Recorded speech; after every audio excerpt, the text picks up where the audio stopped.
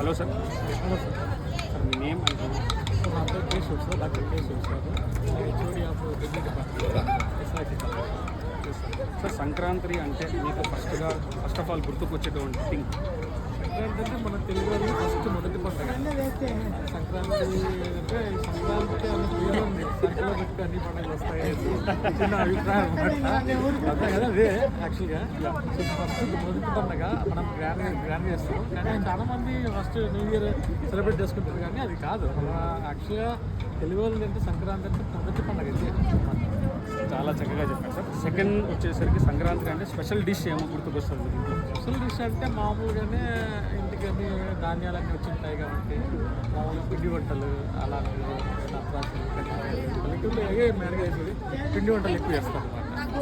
same time ఏంటంటే ధాన్యాలు ఉంటాయి కాబట్టి ఆవులు కానీ నీళ్ళు కానీ బాగా డెకరేషన్ చేసి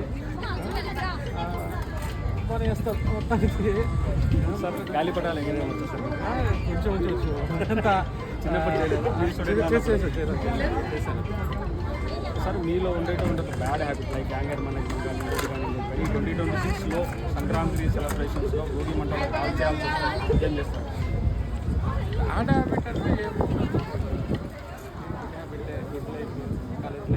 లైక్ సార్ అదే సార్ యాంగర్ మేనేజ్మెంట్ కానీ ట్రస్ట్ ఇష్యూస్ కానీ